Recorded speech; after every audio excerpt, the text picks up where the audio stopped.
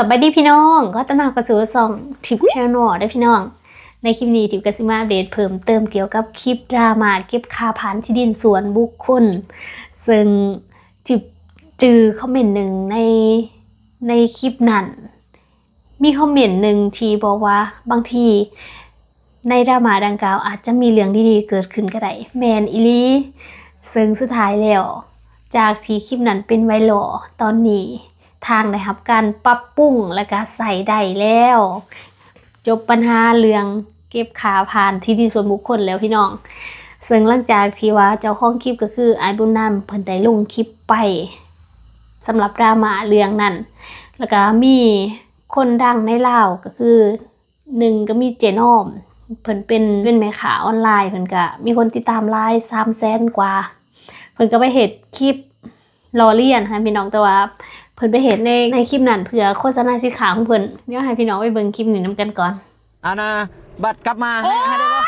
เห็นบอกที่ทางของเจ้านะเอาไปแม่แม่ทางเท่านั้นนะรถฉันตั้นบดเถอะนะไปแม่ไอ้เอาก็ยังว่ากลับมาสิให้ได้บ่นี่นะเบิ่งเป็นคนลาวอยู่บ่นี่เบิ่งช่วยกันได้พี่น้องได้นี่บักนั้นน่ะบ่ใครมันยับน้อยนึงกับบ่ยับน่ะท่านึงก็บ่ได้ว่าซั่นนี่เงินโอนเดี๋ยวสิถามเราก่อนว่าอันนั้นได้บ่ไปกินข้าวอยู่นี่ได้บ่หน่อยนึงนี่นะโอ้ยเจ้าบ่เห็นนะมันตั้นทางแค่เจ้านะเจ้าคือเว้าเหี้ยแท้ว่าเจ้าสิยับหน่อยนึงนี่มันสิตายวะเอายับหน่อยนึงนี่มันสิตายวะไอ้เข้าใจอยู่ว่าดินเจ้าหั่นนะแต่ว่าค่อยจะกระดินข่อยนี่แหละข่อยจะให้กับเจ้าพานน่ะคันละแสนน่ะข่อยจะซื้อรถปลาโดนี่นะบ่ไหวเด้อพี่น้องเอ้ยเป็นอันนี้นะเป็นอันนี้เข้าใจอยู่ว่าดินของเราหั่นน่ะแม่รถตันทางแค่เจ้าแถวนั้นน่ะบ่มีเงินสดกันยังว่าอยู่เจ้ากันลีกไปทางนั้นให้กับเจ้าขึ้นมากับเจ้าบ่มีเงินน่ะก็ว่าจะไปขอกินข้าวนิดนึงแล้วก็จะเอามาให้เห็นได้บ่คนทุกข์นะแม่นน้ำใจคนลาวมีอยู่บ่นี่แล้วก็แม่นคนลาวอยู่ว่ะนี่ค่อยบอกให้เจ้ายับไปหน่อยนึงนะกะสิยับอยู่นี่แต่ว่าเข้าไปก่อนเนี่ยจะกินข้าวนี่โอ้เบิ่งเด้อพี่น้องเอ้ยนี่แม่นอยู่บ่นี่แม่นน้ำใจคนลาวอยู่บ่เป็นอันนี้หั่นเจ้าก็ยับไปหน่อยนึงมันสิตายวะแม่ว่ายับไปทางนั้นนะให้รถเจ้าขึ้นมาน่ะคนลาวอยู่ว่านี่โอ้น่ะตั้นทางนี่นะมันตั้นเพราะเจ้าคนเดียวนี่นะได้ไปกินข้าวอยู่นอกคณะบ่นึงก็เอามาให้นึงมึงคือบ่กินข้าวอยู่บ้านมึงซะนะดิ้นค่อยได้เจ้าก็เป็นคนลาวอยู่ว่ะเจ้ามีเงินบ่มีเงินสดมีเงินโอนสดกะบ่ฮับเงินสดน่ะบ่ฮับเงินโอนไม่อย่างขึ้นเป็นจังซี่ขึ้นมาเลยไอ้ไปบ่รถทางลังได้บ่รถทางลังอันนี้ก็เป็นคลิปที่ว่าเพิ่นได้นำมาแสดงขึ้นใหม่เพื่อประกอบในการโฆษณาสินค้าของเพิ่นสามารถเข้าไปเบิ่งในคลิปเพิ่มเติมของเพิ่นได้เด้อพี่น้องและการออกจากนี้ก็ยังมีอีกพ่อค้าคนหนึ่งซึ่งเพิ่นก็เป็นคนดังในลาวแหละพี่น้องเพิ่นก็มีคนติดตาม200,000 กว่าผู้ใดก็ได้มาเว้าเกี่ยวกับกรณีนี้ซึ่งความคิดของเพิ่นก็แบบเดียวกับทิปเลยที่ว่าเพิ่นหั่นนะคือบ่ให้เมียหั่นนะไปทำรถคันอื่นคือเราทำแต่รถคันเดียวแต่เราบ่ไปทำรถคันอื่นซึ่งมา2คนคนหนึ่งก็ไปสามารถไปทำได้หั่นนะเดี๋ยวให้พี่น้องไปเบิ่งคลิปนั้นนำกันดีกว่าโอ้เดินหน้าเดินนี่มึงสิตายบ่ว่าซั่นจากเหตุการณ์นี้เนาะเต่าสรุปได้เลยว่ามันเป็นเหตุการณ์หนึ่งที่ฟ้าวและก็เดือดร้อนเร่งด่วนแบบไหนนี่คือรถทางล่างเข้ากับฟ้าวสิไปเนาะรถทางน้าอยู่พุ่นเข้ากับฟ้าวสิลงแต่ว่ารถของไอ้บุญนำนี่นะเราก็บ่มีเงินสดเนาะบ่มีเงินสดเราก็ต่อรองกับเจ้าของดินเนาะว่าสิขี่ไปแล้วกลับมาแล้วสิเอาเงินให้ได้บ่แต่ว่าเจ้าของดินนี้บ่ได้เนาะต้องไปเอาเงินสดมาเท่านั้นถ้าว่าค่อยๆคิดค่อยๆสไลเลียค่อยๆไต่ตองดีๆเนาะคำว่าน้องเป็นไอ้บุญนำเนาะน้องนี้จะไปเลาะท่ามเนาะให้เมียไอ้ไปเลาะท่ามรถทางล่างว่ามีเงินสดบ่สิโอนเงินให้แบบสิ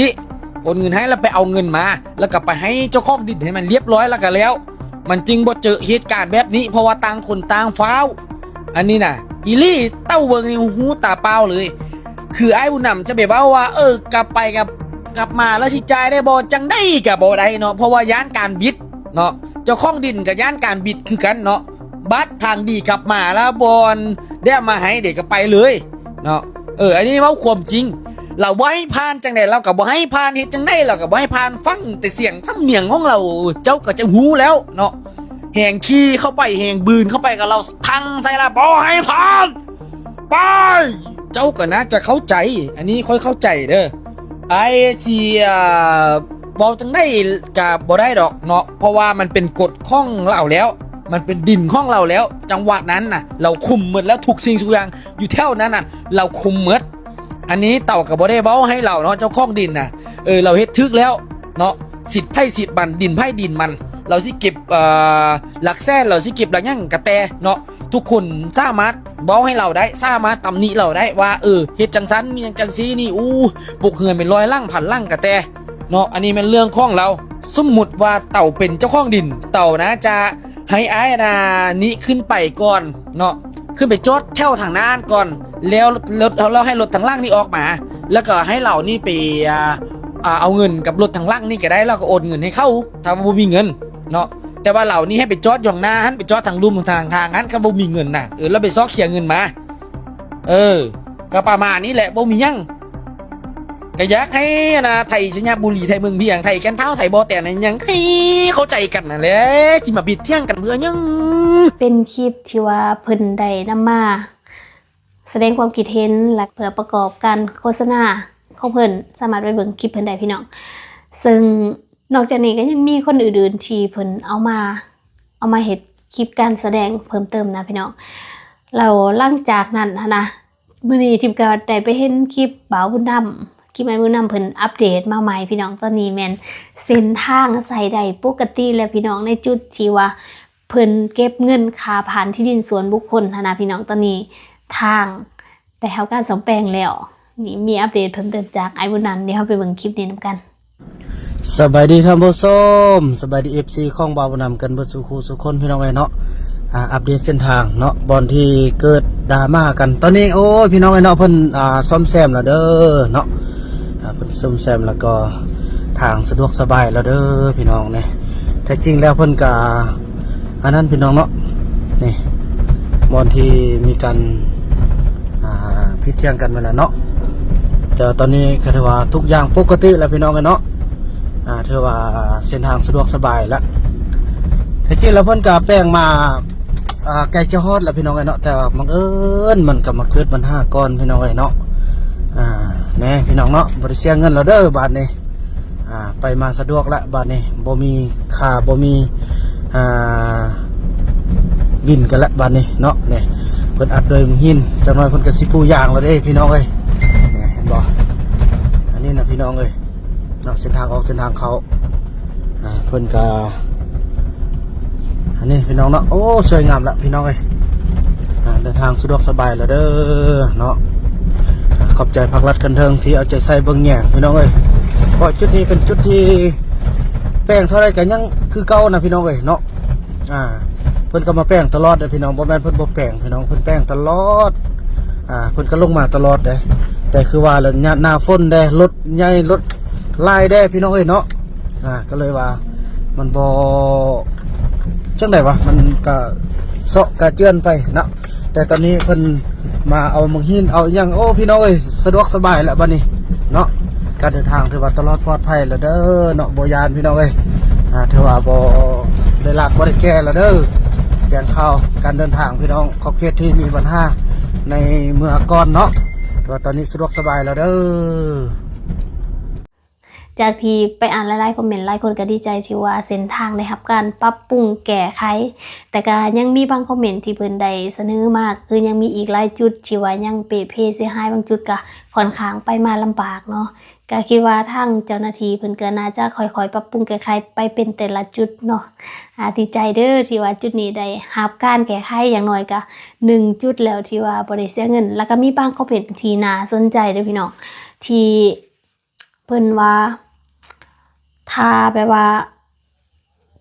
คนสามารถเก็บเงินได้แบบนี้นะบอลได้ทางมันเปเพเลยถ้าแมนบอลที่ว่าสามารถเบี่ยนได้หรือว่าเฮ็ดเป็นทางเวียนได้เขาจะสามารถเก็บเงินนี่ก็น่าเป็นห่วงที่อาจจะมีคนซวยโอกาสเฮ็ดให้ทางลวงไปเพเสียหายเพื่อเฮ็ดให้บอลดังกล่าวแล้วก็กลายเป็นบอลเก็บเงินจุดใหม่อีกก็ได้เนาะอันนี้ก็เป็นอีกประเด็นหนึ่งที่ น่าเป็นห่วงอยู่ แต่จะได้สุดท้ายแล้วทางก็ได้รับการปรับปรุงแก้ไขเนาะก็ดีใจนำคนที่ผ่านไปผ่านมาหลายเด้ออันนี้ก็เป็นอัปเดตล่าสุดพี่น้องคือสิจบแล้วแหละบัดนี้ จบแบบแฮปปี้เอนดิ้งเนาะทางดีแล้วไปมาสะดวกก็บ่ต้องจ่ายเงินในจุดดังกล่าวอีกแล้วสำหรับคลิปนี้ที่การสิจบไปเพียงเท่านี้เด้อพี่น้องมีความคิดเห็นจะได้ก็แลกเปลี่ยนกันเข้ามารอท่าอ่านเด้อเจอกันใหม่ในคลิปหน้าสบายดี